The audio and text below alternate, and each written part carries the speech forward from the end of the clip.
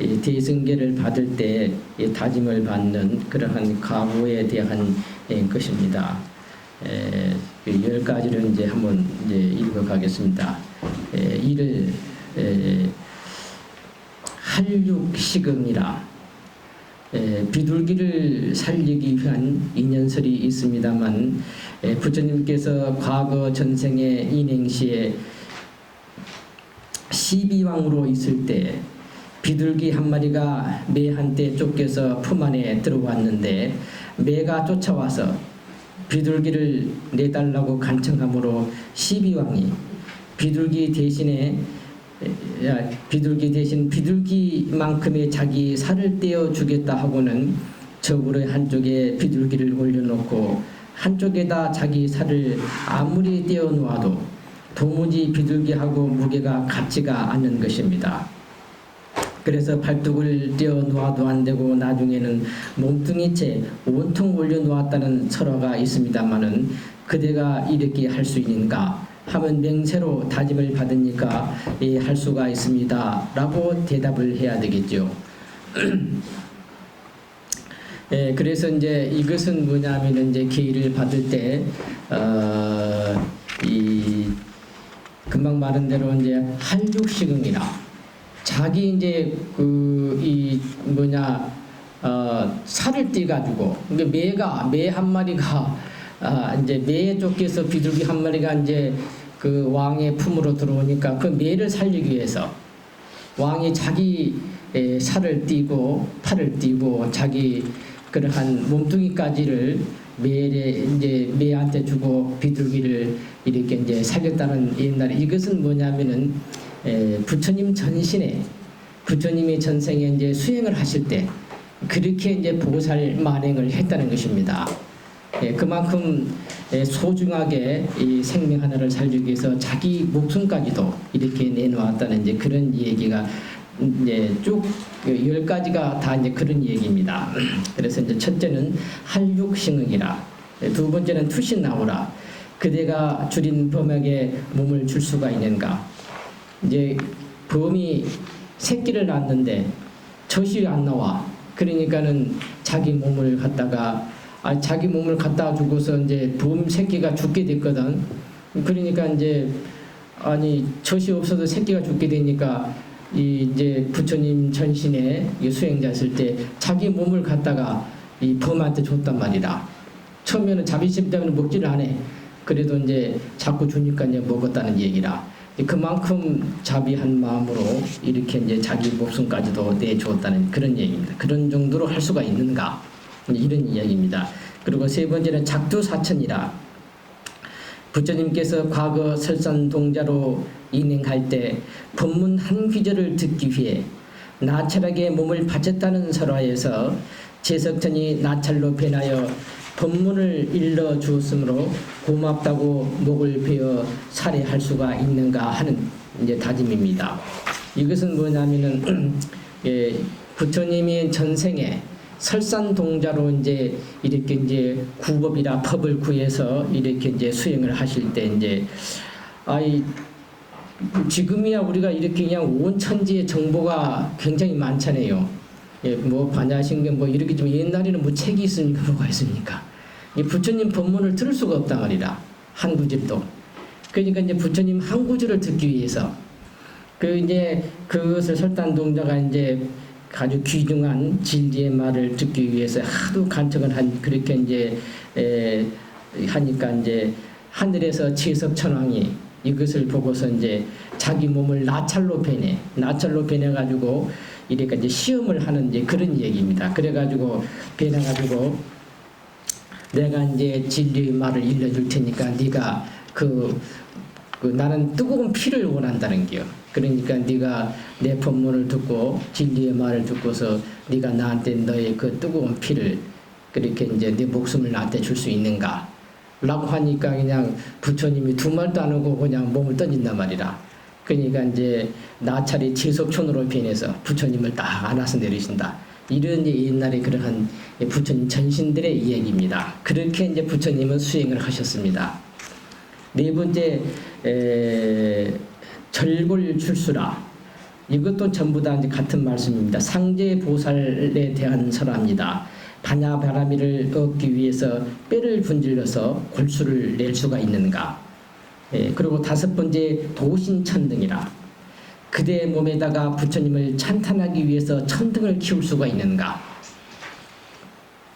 그 불을 자기 몸에다가 불 하나 켜기도 어렵지요. 뜨거워서. 그런데 천등을 켠다는 것입니다. 그리고 여섯 번째 도안보시라. 그대 눈을 빼어서 보시를 할 수가 있는가 하는 것인데, 도안보시에 대해서는 설화가 굉장히 많습니다. 가나제바 존자는 용수보살의 제자로 15대 조사입니다. 가나제바는 얼굴이 잘나서 탁발할 때 여인들이 너무나 지겹게 따라오니까 자기 한쪽 눈을 빼어 주었습니다. 그래서 애꾸눈이 되었다고 합니다. 그리고 연하색 비구니는 그 미모를 사모하는 포악스러운 사람이 자기를 겁탈하려 하니 양쪽 눈을 빼어 주었다고 합니다. 또는 사리불 존자가 전생에 탁발을 나갔을 때 어떤 바라문이 실험하려고 부처님 가르침을 믿는 사람들은 자기 몸뚱이도 보시한다는데 그대도 그렇게 할 수가 있는가? 할 수가 있다고 대답했더니 나한테 필요한 것은 당신 눈이다. 줄 수 있는가? 한참이나 주저하다가 부처님의 보시 말씀을 생각하고 눈알을 빼어서 바라문에게 주었습니다.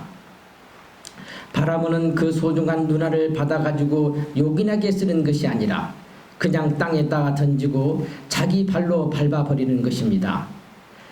그때의 사리부는 후회가 되어서 이제부터는 중생보실은 그만두고 내 공부만 해야겠다고 후회한 허물로 해서 석전회상에서도 오랜 동안이라 성문승이 되었다고 합니다. 부처님 대승계를 받는 것은 이렇게 무서운 계율입니다. 성부를 기약할 때는 대승계를 받을 그런 각오가 있어야 합니다. 이것은 이제 도안보시하는 것은 이것은 상당히 잘 알려져 있는 그러한 이제 법문인데, 여기도 보지만은 여러 가지 이제 설이 있는데, 첫째는 용수보살의 제자 중에 가나제바 존자가 있어. 수제자인데 이 가나제바 존자가 이제 너무 얼굴이 잘나오니까 이제 많은 이제 여인들이 따라다니니까 그 자기 눈을 하나 빼줘 버렸단 말이라. 이제 그렇게 할 정도로 이제 그런 것도 하나 있고, 또한 스님들 비구니 스님 가운데 연하색 비구니라는 비구니가 있는데, 이제 중국으로 말하자면은 아마 양귀비 정도는 되는 모양이죠. 이제 그 정도로 아주 출중한 미모이었는데 너무나 많은 남자들이 따라다니니까 자기 두 눈을 빼서 줘버렸단 말이다. 공부를 위해서. 그런 거 하고, 또 이 사리불 존자도 이제 요것은 이 자기 이제 바라문이 자기를 시험하려고 사리불 존자한테 이제 그대가 내가 필요한 눈을 줄 수 있으니까 두 눈을 빼줬는데 그걸 요긴하게 쓰는 것이 아니라 발로 밟아버렸어. 이제 실험을 하려고 그랬다는 그 얘기입니다. 그런데 이제 그때 사리불 존자가 그때는 아주 성자가 다 공부가 마칠 때가 아니었어요. 그래 놓으니까는 이제 그리 해도 조금 더 미동이 없어야 되는데, 그럼 여기 보시듯이 이제부터 중생 보실은 그만하고 내 공부만 해야 되겠다 라는 이제 그 마음을 일으킨 것 때문에 이제 오랜 세월 동안에 성문승이 되었다는 이런 말입니다. 제가 이 부분에 대해서는 좀 이따 다시 한번 더 이야기를 하겠습니다. 그리고 7번째 박피사경이라. 자기 피부를 벗겨서 말려 가지고서 경을 베낄 수가 있는가. 부처님이 이제 옛날에 요법바라문에 이제 설화가 있습니다. 법을 좋아하고 간절히 추구한다고 해서 이름을 요법바람이라고 붙인 것입니다. 요법바라문이 10년 동안이라 법을 얻기 위해 천신만고 별의별 갖은 고생을 다하고 너무나 진실함으로 제석천왕이 감동이 되어 같은 바라문 모습으로 요법바라문 앞에 나타나 내가 무상 법문을 말할 테니 그대가 피부를 벗겨서 종이로 하고 피를 먹으로 하고 뼈를 붓으로 해서 내가 말하는 위없는 법을 적을 수가 있는가. 요법바람은 추적 없이 자기 피부를 벗겨서 볕에 말리는 것입니다. 그 순간 바람은 모습은 사라지고 허공 중에서 제석천의 찬탄하는 소리와 부처님의 법문이 울려 퍼졌다고 합니다. 이 요법바람은 이것도 보면은 금방 보시다시피 너무나도 간절하게 부처님 진리의 말을 한 구절을 듣기 위해서 그리하니까 이제 제석천이 여기서도 보면은 자기 모습을 바람은 모습으로 변해서 그렇게 시험을 했다는 그런 것입니다. 자기 피부를 벗겨서 이것을 종이로 만들고 그리고 자기 피를 먹으로 하고 뼈를 갖다가 붓으로 해서 내가 일러주는 이 진리의 말을 그대가 적을 수가 있는가. 그런 정도로 부처님이 그러한 가르침이 진리의 가르침이 소중하다는 이제 그런 말씀입니다. 그리고 또 다른 경전에는 요법바람이니 진실하게 법을 구하니까 마구니 파수는 저 사람이 결국 공부가 되어서 성취되면 욕계가 하마 무너질까 봐서 항시 전전긍긍하였습니다. 악마 파수는 우리 수행인을 파괴시키려고 그때그때 갖은 노력을 다하는 것입니다. 잠속에 이상한 꿈을 꾼다거나 또는 몽정을 한다거나 그런 것이 생리적인 것도 있지만은 마구니의 진범이 굉장히 많은 것입니다. 마구니는 요법바라문이 깨달아 욕계에서 떠날까봐 공부를 못하게 하려고 그 목숨을 빼앗아 버리려고 요법바라문 앞에 나타나 내가 무상해탈의 법을 아는데 그대가 피부를 벗겨서 종이로 하고 피를 먹으로 하고 뼈를 붓으로 해서 이 수승한 법을 적을 수가 있는가 있다면은 말을 하겠다. 그러니까 이제 요법바라문이 주저없이 피부를 칼로 벗겨서 뱃에 말리려 하니까 마즉소물이라 악마가 순식간에 사라져 버렸다는 것입니다. 도를 위해서는 몸을 바치겠다는 위법망구의 생각 위에 다른 생각이 전혀 있을 수가 없을 때는 마구니가 존재할 수가 없는 것입니다. 위법망구의 마즉소물이라 우리는 이런 뜻을 깊이 생각해야 할 것입니다. 그러니까 이제 요법바람도 보면은 두 가지 이 설화가 있는데 아까 하나는 제석천이 이제 요법바라문의 그러한 간절한 마음을 시험을 하는 것이었고 두 번째는 거꾸로 이렇게 이제 욕계의 제일로 큰 마구니가 이제 파순입니다. 욕계 마왕이 파순인데 그렇게 그 파순이 요법바라문이 도를 성취하게 되면은 욕계가 무너지니까 그것이 두려워서 거꾸로 이제 이 장애를 하는 것입니다. 그래서 이제 여기 보면은 주저없이 이제 그대가 피부를 벗겨서 볕에 말려서 종이로 쓰고 뼈를 분질려서 붓으로 해서 그대 피로 내가 들려주는 말을 적을 것이냐 하니까 이 말하는 것이 너무 이 요법바라문이 바로 그러니까 마가 치승할 수가 없다. 바로 소멸을 했다는 것입니다. 그래서 어떠한 마도 여기서 보듯이 어떠한 마도 우리가 내 몸을 다 바친다고 할 때는 그때는 어떤 마구니도 침범을 할 수가 없고 다 소멸한다는 그런 얘기입니다. 그리고 8에 자심결지라 자기 심장을 베어내어 성부를 다짐할 수가 있는가. 9번째는 소신공양이라 자기 몸을 다 태워서 부처님께 바칠 수가 있는가. 이 소신공양 이것은 이제 주로 우리가 법화경에 보면은 이 소신공양이 나옵니다. 자기 몸을 태워서 부처님한테 손가락 한 개라도 태워서 부처님한테 이렇게 바치게 되면 그 공덕이 무량하다는 이러한 이제 법문이 있습니다. 여기서도 이제 자기 몸을 다 태워서 부처님께 바칠 수 있는가. 이 대목도 다시 한번 살펴보겠습니다. 10번째는 자혈세지라 가뭄에 말라 죽는 식물을 살리기 위해서 자기 피를 뽑아서 뿌릴 수가 있는가. 말라 죽는 식물을 위해서 자기 피를 빼서 그것을 이제 물로 준단 말이라 그대가 그럴 수 있는가. 이상 10가지 인욕의 다짐이 대승계 10인입니다. 대승이라고 장담하는 분들은 이런 다짐이 있어야 비로소 대승이라고 장담할 수가 있습니다. 그저 걸림없이 방만하게 아무렇게나 하는 것이 대승이라고 생각해서는 안 되는 것입니다. 자, 지금 10가지 지금 대승계 10인을 말씀을 드렸는데 좀 무시무시하지요. 허라면 한 가지를 하겠습니까?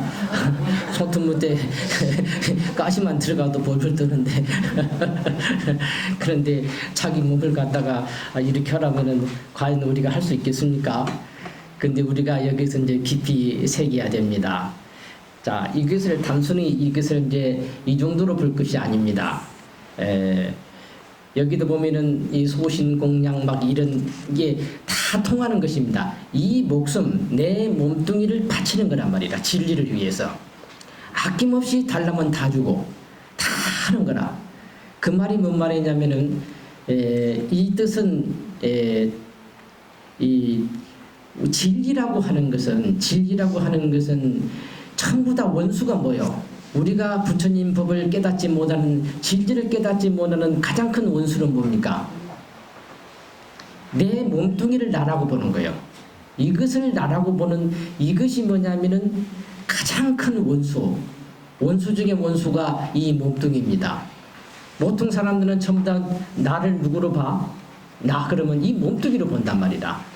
이것에 딱 갇혀가지고 진짜 나를 보지를 못해.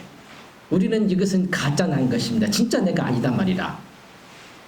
우리가 왜 참선을 해야 되고 수행을 하는가? 왜 합니까? 이 가짜인 나를 밝히는 거란 말이다. 진실을 밝히는 거예요. 이것이 내가 아니더라는 게요. 진짜 나는 어디가 있습니까? 누굽니까 나는? 나는 누굽니까? 진짜 나는 어디가 있어요? 어떤 것이 납니까? 진짜 나는 이것이 내가 아니면은 우리는 배율을 일러보면은 분명히 이 세상에 인간 세상에서 꼬집으면 아프거든. 내가 아프지 저 사람 절대 안 아파. 그러니까 분명히 이것이 내가 맞아. 근데 배율이 무한대가 되게 되면은 차츰차츰 나에 대한 의식이 사라진단 말이에요. 이 몸뚱이에 되는 것이. 이 몸뚱이가 가짜인 것입니다. 천지우주가 내 몸뚱이인 것입니다. 허공신입니다. 공이 뭐냐면은 바로 부처님은 공을 몸으로 하는 허공신이단 말이다. 근데 천지우주가 뭐요? 곧 내 몸인 것입니다. 다시 말하면 광명신이단 말이다. 허공신이면서. 우리가 지금까지 쭉 법회한 이 얘기가 내가 그 이야기뿐이 안 했죠. 기억이 납니까? 예. 그런데 우리는 뭡니까? 이 몸뚱이를 나라고 생각을 하는 게요. 이게 가장 큰 원수입니다. 그렇기 때문에 여기서 시사하는 것도 뭡니까? 이것은 정말로 하나의 가치가 없어. 우리가 정말로 우리가 요즘 그 뭐 검찰 조사하듯이 탈탈 털어서 보면 이것이 내 몸이 아니야. 진짜는 뭐냐면은 광명신, 천지우주에 충만된 그러한 빛인 것입니다. 그래서 이제 여기서 말하는 이런 것들이 어떻게 되는가? 정말로 가짜인 나를 갖다가 아낌없이 이렇게 던져버려야 된다는 게요.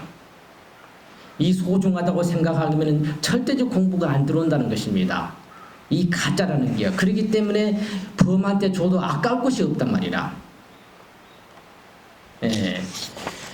그래서 아까도 우리가 이제 이 보리방편문도 우리가 이어고 그랬는데 그러한 것들이 전부 다 뭐냐면은 이 가짜의 이 나를 갖다가 이것을 갖다가 뭘로 보라고 이것이 가짜니까 보리방편문에서는 이것을 뭐라고 보라 그랬습니까? 이 몸뚱이를 뭐라고 어떻게 관조를 하라 그랬죠? 물거품이죠. 이것이 가짜가 아니면은 뭐요? 물거품이 될 수가 없어. 그러니까 금강경 우리 그 금강경 보시잖아요. 금강경 보면은 일체 유의법 여몽한 포행이라 이 말이 나오죠. 일체 유의법이 뭡니까? 모든 상입니다. 상. 모든 상을 갖다가 우리가 유의법 그럽니다. 그 상은 아까 보리방편문식으로 말하자면은 우리가 상하면 모양 형상이잖아요. 이것을 보리방편문에서는 상을 구체적으로 어떻게 말했냐? 아까 내로 연기 연멸이 무색중생. 그리고 생각 눈만 감으면 온갖 잡생각이 나. 죽어서도 그 생각은 안 끊어지는 것입니다. 그것이 뭐냐면은 내로 염기 영면의 무색중생. 두 번째가 뭡니까? 인충내지 준동함령의 뭐요? 유정중생. 사람이나 짐승 같은 이렇게 생각이 있는 애들, 꿈틀 줄 아는 애들은 뭐요? 유정중생이라. 그리고 일월성수라 하늘에 있는 별, 이를 해와 달이나 등 별들, 그리고 무수히 우주에 있는 그런 삼남만성의 무생물, 돌이나 돌멩이 이런 건 다 뭐래요? 풀이나 이런 것은 무정중생이란 말이에요. 이 세 가지를 뭐라고 그래? 불교에서는 상이랍니다. 상을 구체적으로 표현하면 그렇게 표현되는 것입니다. 이해가 됩니까? 그런 것들이 뭐요? 허망하다는 게요. 가짜라는 게요. 그러니까는 보리방편문에서는 그 가짜를 어떻게 보라고, 가짜를 밝히는 방법을 뭘 썼다고? 그것을 어떻게 보라고? 물거품으로 보라 그랬죠. 기억이 납니까? 그러면 이제 잠깐만 이야기를 더 해야 되겠네. 자, 법신은 보리방편문에서 법신은 뭐라 갖다 그랬지? 법신은 허공과 같다 그래. 허공과. 청정법신 비로자라고 했더니 심은 허공과 등하세. 허공과 같은 광대무변한 세계를 뭐라고 한다고? 법신. 기억이 납니까? 네. 그러면 보시는 뭐라 그랬어? 그렇지. 광명을 띤 물이 가득 찼다 그랬지. 만해라. 그걸 뭐라고? 보신이란 말이다. 화신은 뭐라고? 그렇지. 물거품이란 말이다. 그러니까는 우리가 법신, 보신, 화신이 내 몸 안에, 이 가짜인 이 몸 안에 우리가 뭐야? 몸은 하나요. 하나인데 세 가지 측면이 있어. 몇 가지? 세 가지. 뭐요? 법신, 보신, 화신이라. 그러니까 다 신이는 신이야. 한 몸에 신인데 그 앞에 법의 몸이 있고 보신의 몸이 있고 화신의 몸이 있어. 한 몸뚱인데 원체 기능이 많으니까. 그러니까 이제 법신은 뭐와 같다고? 허공과 같단 말이라. 보신은 뭐와 같다고? 그렇지. 광명을 띤 물이 가득, 그 허공이 가득 찼다는 것을 뭐야? 보신이라고. 화신은 뭐라고? 그렇지. 거기에 있는 아까 말한 데는 뭐요? 무색중생, 유정중생, 무정중생. 이것이 뭐요? 뭐를 본다? 물거품으로 본단 말이라. 그럼 천지 위에는 뭐만 있어? 뭐만 보여? 이렇게 통찰하면은, 응? 빛만 있지. 허공 가운데 빛만이 꽉 차 있죠. 이것이 뭐요? 그러면은 내 몸뚱이도 뭘로 본다고? 물거품으로 봐. 물거품으로 보고 나면은 내가 있어 없어? 없어. 그러면 없어지 없으면 그럼 나는 지금 내가 이렇게 말을 하고 이렇게 이야기를 하는 이 나는 그럼 어디로 갔어? 어디 갔어 그러면은? 천지 우주의 빛과 하나로 통일된단 말이야. 그때는. 그러니까 이것은 뭐예요? 진짜의 가짜예요. 가짜란 말이다. 이 가짜가 사라져야 뭐가 나와? 진짜가 나오는 게요. 그러니까 이 가짜를 갖다가 우리가 가짜인 줄을 모르잖아요. 그러잖아요. 우리는 이게 속고 사는 거예요. 그래서 계속 윤회를 하는 것입니다. 아무리 인간 세상에 와서 잘 살아봤다 별것이 없습니다. 잘 살아봐도. 아무리 잘 사는 사람 높인 뭐 대통령한테 가봐. 고민이 없냐 해봐. 옆에서 아마 들어보면 차라리 내가 더 편할게요. 그 어디에도 편할 수가 없는 것입니다. 왜냐하면 이 몸뚱이를 나라고 생각을 하기 때문에 그렇습니다. 그래서 이 가짜인 것을 밝히는 작업이 뭐예요? 수행이라. 근데 금강경에서는 뭐예요? 일체유의법 여몽한 포행이라. 일체유의법이 뭐라고? 아까 보리방편문에서 말하는 무색중생, 유정중생, 무정중생이라. 이것을 뭘로 보라고 했다고? 꿈으로 본단 말이야. 꿈은 깨고 나면 있어요 없어? 없어. 없다는 얘기를 하는 게요. 내 몸뚱이가 뭐요? 꿈과 같아. 깨고 나면 없는 게요. 지금 내가 있다고 느끼는 거는 배율을 잃은 감각 때문에 그래. 내 배율이 무한대가 되면 뭐요? 그때는 이 느낌이 사라지는 거예요. 그러면 무슨 느낌이 나? 천지 우주의 무한한 그러한 행복의 기분과 내가 하나인 것을 내가 느낀단 말이라. 무한한 행복과 축복의 그러한 기분이 나한테 엄습해 오는 것입니다. 그때는 내 감각이 미세하게 되면은. 우리는 그것을 못 느낀단 말이다. 너무나도 내 몸뚱이에 뭐요? 가려 있단 말이다. 이것이 의식이 너무 강해. 그래서 뭐를 해? 수행을 하는 거란 말이다. 그 다음에 몽환이라. 환이 뭐야? 헛개비다. 헛개비가 있어요, 없어요? 없는 것을 우리가 헛개비거든. 헛개비 같은 놈이다. 그 다음에 세 번째가 물거품 포자. 물거품이라 그러잖아요. 아까 말한 이 물거품을 갖다가 보리방패문에 갖다가 해준 거라. 물거품을 썼단 말이다. 이게 금강경에 있는 일체유의품 여문관 포용 중에 그 물거품을 보리방패문에서 법신도신 화신으로 체계화했단 말이다. 또 같은 것입니다. 이해가 됩니까? 그림자, 무관 포용 맞으면 그림자도 뭐요? 없다는 것이지 있는 것이 아닙니다. 그리고 보리방패문이 하늘에 뚝 떨어진 것이 아니다 말이다. 그대로 금강경의 모든 일체유의법 여문관통이라 모든 유의법을 갖다가 꿈과 같고 헛개비 같고 물거품 같이 뭐요? 관을 하라는 게 이것이 금강경의 수행론이단 말이다. 근데 그렇게 보라고 했지 구체화되지는 않았단 말이다. 그러니까 그것을 구체화시킨 것이 뭐요? 보리방패문이단 말이다. 근데 보리방패문은 그러면 뭐냐? 금강경은 그러면 모든 것을 물거품으로 보라면 모든 존재가 다 물거품이면 천지우주가 뭐 어떻게 보여? 그렇지 하나의 공으로밖에 안 보인단 말이다. 텅 비었잖아. 아무것도 없으니까. 그래서 반야경이다. 반야는 공이라 소극적인 표현을 한단 말이다. 비어있다는 소리밖에 못 한단 말이다. 근데 보리방패문은 한 걸음 더 나갔단 말이다. 그 물은 어떤 물이요? 광명을 띤 물이란 말이다. 그러니까는 다만 비지 않고 뭐가 들어서 생명의 빛, 불승의 빛이 우주에 꽉 찼단 말이다. 이것은 뭐야? 한 걸음 더 나가면은 중도 실상이단 말이다. 반야신경이라든지 금강경은 뭐요? 소극적으로 공을 표현했고 보리방패문은 공 그 내용까지 같이 표현했단 말이다. 이것이 실상이단 말이다. 그래서 우리가 법화경도 실상묘범열화경 그러거든. 실상을 표현했다 그러거든. 한글에서 반야경, 반야600부, 금강경, 반야신경 막 이런 게 있잖아요. 그런 것들은 금방 말한 대로 진리를 소극적으로 해서 물거품으로 보라는 게요. 그림자처럼. 그런 게 텅 비었다는 소리밖에 못해. 그 속에서 우리는 알맹이를 알 수가 없어. 그러니까는 뭐요? 화엄경이니 법화경이니 열반경에서 알맹이를 같이 이야기했단 말이다. 그래서 그것을 실상을 이야기하는 거라. 근데 이것을 갖다가 보리방패문에서는 광명을 띤 물이라 해가지고 뭐요? 천체를 하나의 실상과 그대로 실상으로 표현했단 말이야. 있는 우주의 진리를. 그러니까 우리가 과학적으로도 전자혁명 같이 그보다 더 존경한 이러한 혁명을 지다 보면은 물질이 있어 없어? 없단 말이야. 하나의 모든 것은 뭐예요? 에너지단 말이다. 에너지는 빛으로 구성되어 있단 말이다. 이것이 뭐냐면 실상이단 말이야. 우주의 진짜 모습이단 말이다. 그래서 가짜인 이 나를 버리지 않으면은 이렇게 주린 범한테 내가 줄 수가 있고 이런 정도로 이 나라는 존재가 가짜라는 게요. 하나의 물거품 같고 허망한 것을 우리가 알아야 된다는 게요. 그렇기 때문에 과감하게 줄 수가 있어야 됩니다. 이런 정도가 돼야 뭐요? 진리를 깨달을 수가 있단 말이다.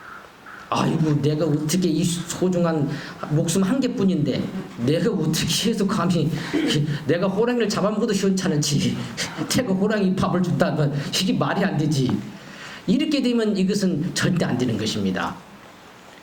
그래서 아까도 보면은 여기 사리불 존자도 나오지만 눈을 도한 곳이라 눈을 빼서 줬단 말이다. 이것은 뭐냐면은 용수보살은 제2의 석가락에서 부처님 열반하고 나서 500년 뒤에 나오신 분입니다. 근데 용수보살은 아주 대단한 제2의 석가니까 대단히 위대한 분입니다. 여기에 보면은 이제 보시에 이제 도한보시라고 이렇게 되어 있는데 보시에는 세 가지 이야기를 해놨습니다. 용수보살은 지도론에 보면은 가치를 이제 어느 것이 더 좋은가? 제일로 밑에 것이 뭐냐면 재물로 보시라는 게요. 우리가 누구를 도와주고 재물로 보시라는 것은 하급이라. 중급은 뭐냐? 중급은 자기 몸을 주는 거예요. 자기 몸을 띄워주고 자기 몸을 주는 것은 뭐예요? 중급이라. 상급은 뭐냐? 제일 높은 것은 쉽게 말해서 주는 자가 없고 받는 자도 안 보는겨. 주는 나도 보지 않지만은 받는 것도 보지 않고 내가 주는 물건도 보지 않아. 그리고 거기에 대한 보답이나 이런 생각도 보지를 않아. 생각지도 안 해. 이걸 금강경에서 뭐라고 표현하냐면 무주상보시라 그래. 무주상보시라. 무주상보시라는 말을 많이 들어봤잖아요. 그죠? 그 무주상보시가 이제 그걸 말하는 게요. 그 최상의 보시는 뭐요? 무주상보시를 말한단 말이라. 그럼 무주상보시가 무엇인가? 여기도 보면은 없을 무자, 머무를 준자, 모양 상자, 서로 상자. 아까 상은 뭐라 그랬죠? 보리방편문에서 상은 뭐라 그랬어요?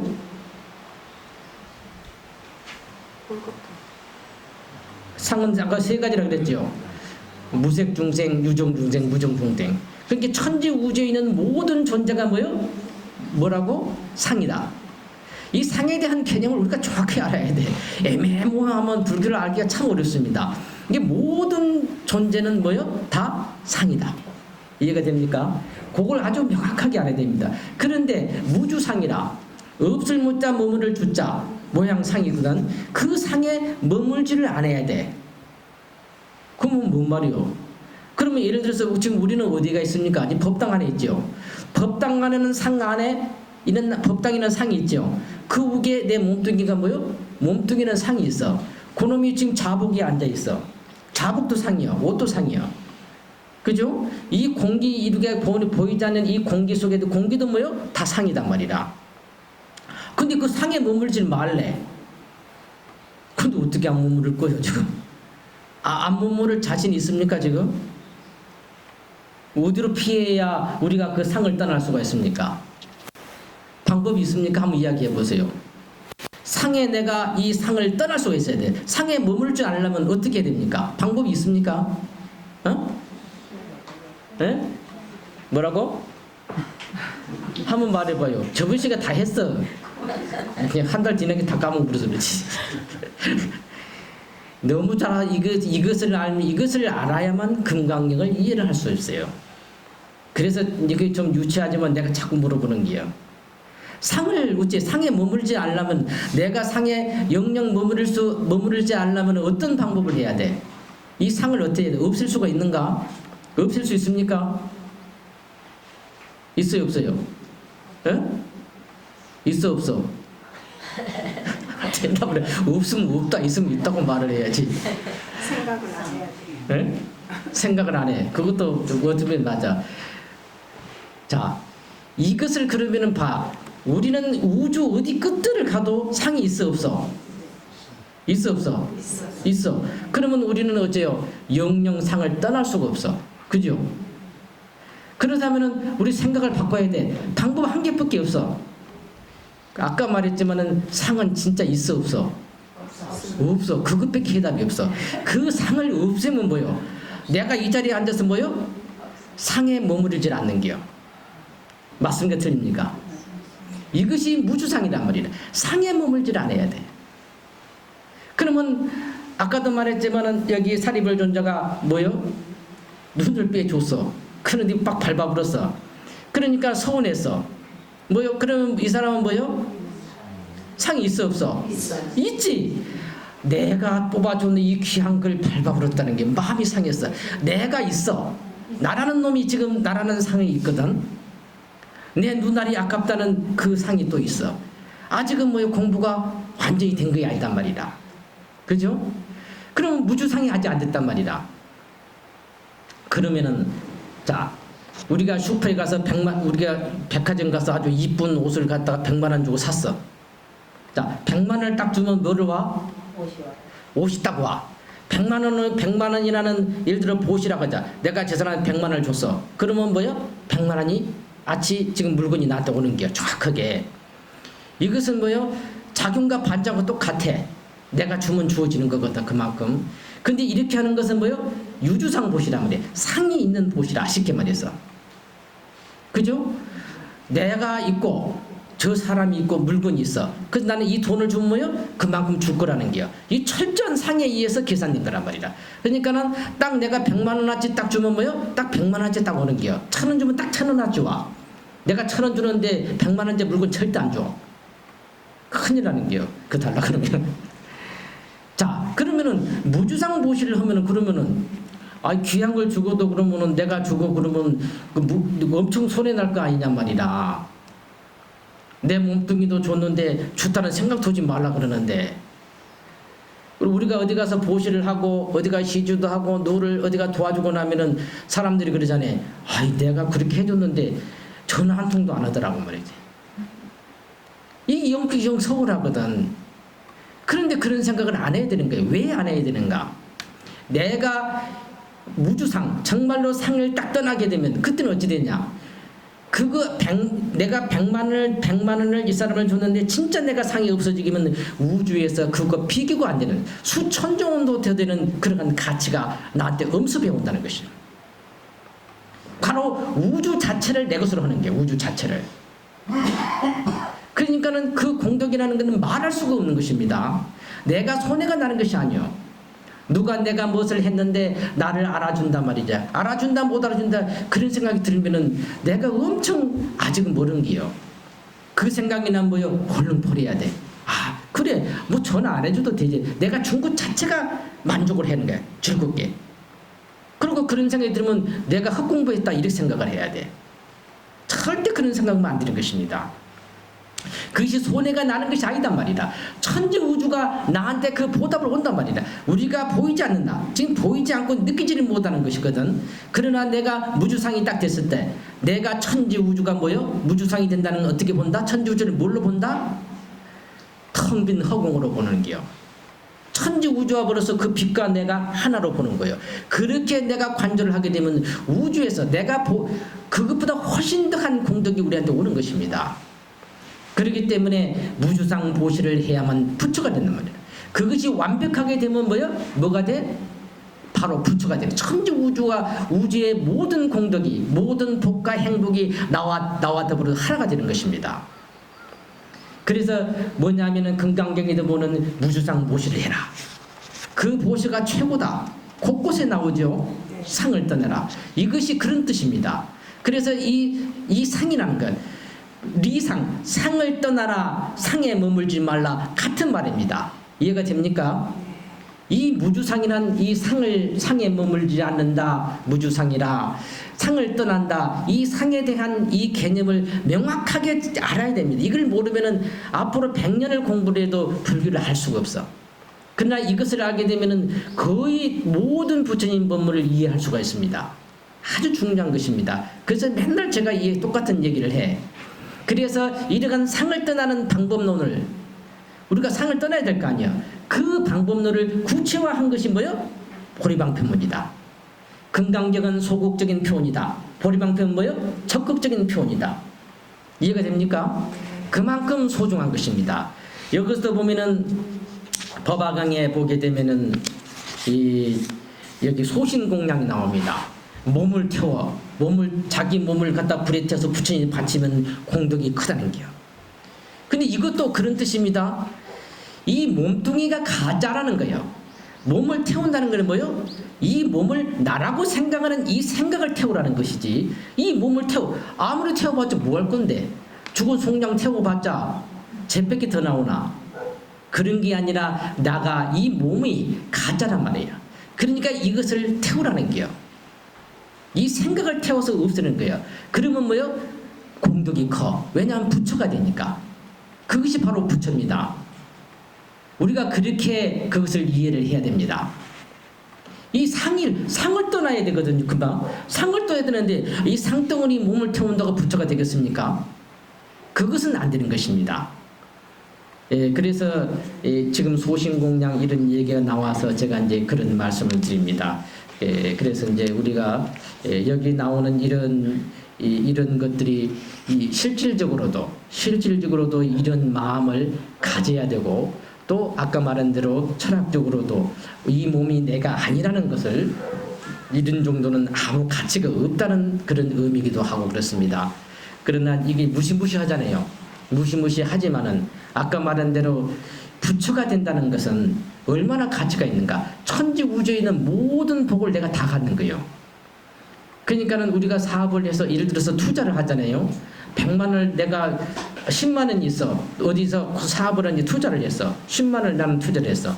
한 사람은 자기 전 재산을 다 털었어. 목숨까지 다 바쳐가지고 100억을 투자를 했어. 근데 나한테 배당을 받아. 10분의 1을 배당을 받아. 10만 원 투자하면 1,000원입니까? 10분의 1이면? 만 원입니까? 이 사람은 만 원을 받아. 근데 100억을 투자한 사람은 얼마를 받죠? 10억을 받죠. 이게 차원이 틀린 게요.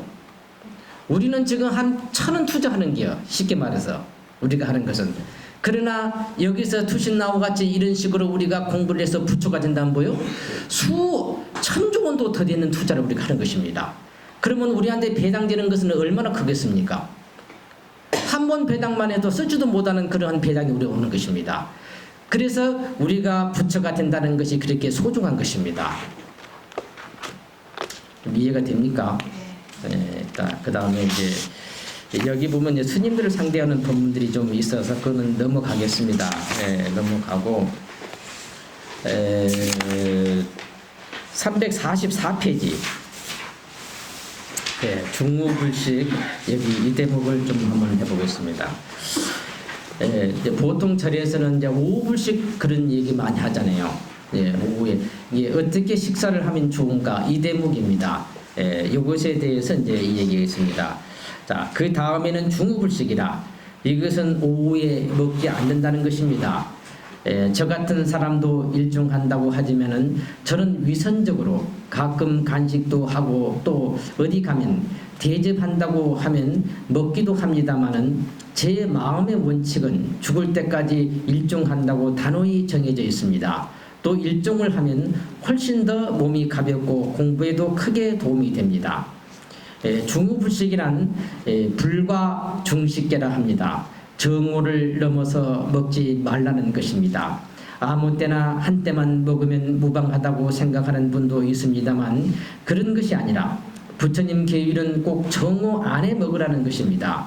저는 부처님 가르침에 대해서 생각하면 할수록 사무치게 감사합니다. 아무 때나 한때 먹으라고 할 수도 있는데 하필이면 꼭 오정 이전에 먹으라고 한 것은 태양이 남중할 때인 오정 때가 우리 생리 활동이 가장 왕성하고 따라서 소화 기능도 제일 좋은 때이기 때문입니다.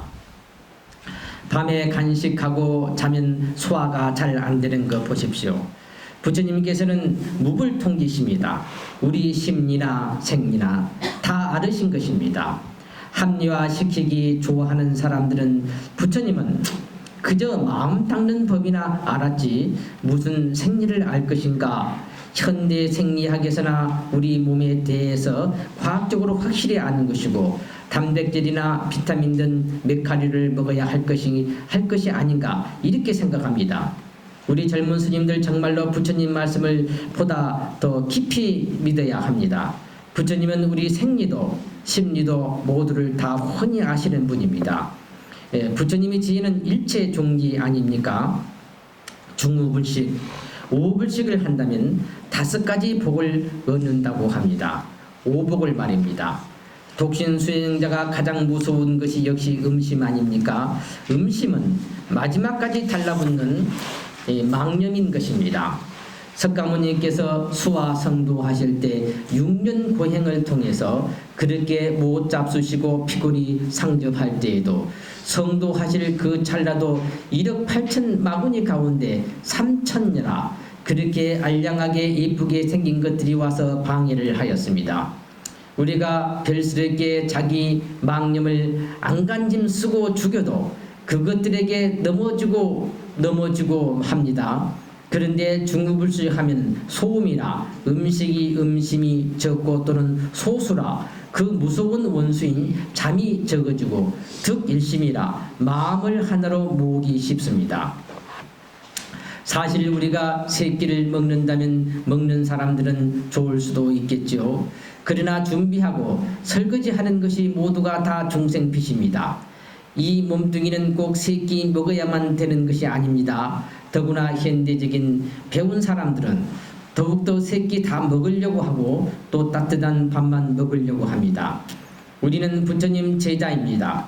부처님 말씀은 모두가 성불하기 위한 말씀입니다. 우선 시간만 생각하더라도 장만하는 시간, 또 먹는 시간, 양치하는 시간, 또 많이 먹으면 포행해 가지고 소화시키는 시간이 얼마나 많은 시간이 낭비가 됩니까? 무하풍이라 적게 먹으면 몸이 가뿐하고 방귀도 없습니다. 신득알락이라 몸이 항시 알라스럽다는 것입니다. 오불식하는 스님들은 짐작이 드실 것입니다. 항시 몸이 가뿐한 것입니다. 일종을 해도 철저하지 못한 저 같은 사람이 창피를 무릅쓰고 부처님 말씀이기에 말씀을 드렸습니다. 자, 여기 보면 이제 보통 절에서 이제 오불식 하잖아요. 근데 이제 보통은 요즘은 활동들을 많이 하니까 저녁을 잘 잡수잖아요. 아침을 잘 안 먹고. 근데 이제 여기서도 보면은 이제 주로 부처님 식은 오전에 조죽오절 아침에 죽을 먹고 낮에 이제 한 끼를 이제 법식을 이렇게 먹는 걸로 되어 있습니다. 그래서 이제 오후에 밥을 안 먹고 이렇게 이제 오불식을 하면은 5가지 이득이 있다. 지금 그 얘기를 합니다. 그래서 이제 오불식을 하면은 5가지 이득이 줄어들고, 둘째는 우리가 잠이 저녁에 많이 먹어놓으면 잠을 너무 많이 자. 잠이 많아지고, 셋째는 우리 마음을 갖다가 저녁에 몸이 가벼우니까 마음을 하나로 통일시키기가 좋고, 네 번째는 우리가 방귀 같은 것을 덜 끼고, 5번째는 몸이 편안해진다는 거예요. 그래서 오후에 밥을 안 먹고 자면은 그런 5가지 이득이 있다. 오불식 하면은 이것은 이제 절에서는 주로 이제 오불식을 많이 합니다. 이제 그런 이 얘기를 이제 그래서 5가지 참고하시라고 제가 말씀을 드립니다. 그리고 또 한번 넘겨서 348페이지 아래를 한번 보겠습니다. 부처님 보통 절에서는 이제 조죽오제라 그럽니다. 아침에 죽을 먹고 저녁에 낮에 한때 밥을 먹고 오후에는 이제 주로 이제 불식을 하고 이것이 되는데, 그러면 왜 오전에 이렇게 죽을 먹는 것이 좋은가? 이것에 대해서 이제 설명을 합니다. 그 다음에 식죽오리다. 죽을 먹으면은 5가지 이익이 있다는 말입니다.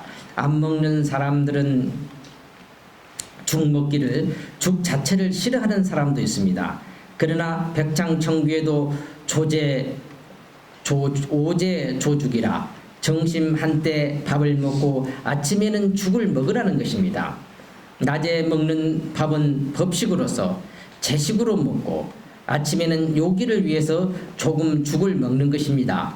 죽을 먹으면 5가지 이익이 있는데, 제기라 우선 주림을 제거하고, 제갈이라 갈증을 풀고, 또는 소숙식이라 숙식은 소화가 안 돼서 끌끌하니 체한 것을 말합니다.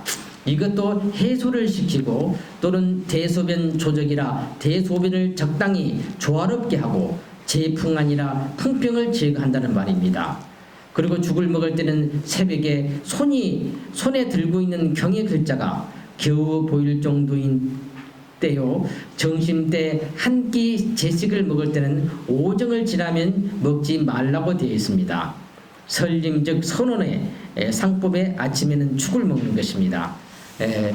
이게 금방 말씀드린 대로 이제 보통 우리가 선방 같은 데서는 이제 아침에 거의 죽을 먹는 데가 대부분입니다. 밥을 안 먹고. 그러면 죽을 왜 꼭 죽을 그렇게 먹는가 하면 여기서도 보지만 5가지 이득이 있어 그렇다.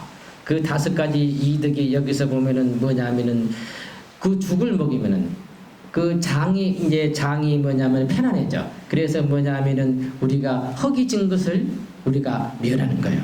진짜 허기진 걸 면하고, 둘째는 우리의 갈증을 해소를 시킨단 말이에요. 셋째는 우리의 그러한 체한 것 이런 것을 갖다가 많이 풀어주고, 그리고 네 번째는 우리 이제 대소변을 아주 편안하게 잘 나오게 해주고, 그리고 우리한테 잘 발생하는 풍병 있잖아요. 그 풍병을 갖다가 이제 예방을 한다. 그렇기 때문에 우리가 죽을 먹는 것이 아침에 이런 5가지 이득이 있다는 것입니다. 그래서 이제 보통 절에서는 아침에 이제 죽을 그렇게 많이 먹습니다. 그래서 이제 참고하셔서 집에서도 이런 죽 먹는 이 부분은 좀 참고를 하시면은 그런 이득이 있기 때문에 도움이 되지 않을까 싶어서 이제 제가 이 부분은 말씀을 드립니다. 시간이 이래돼서 더 하기가 좀 그랬네요. 오늘 그러면 여기까지만 하도록 하겠습니다.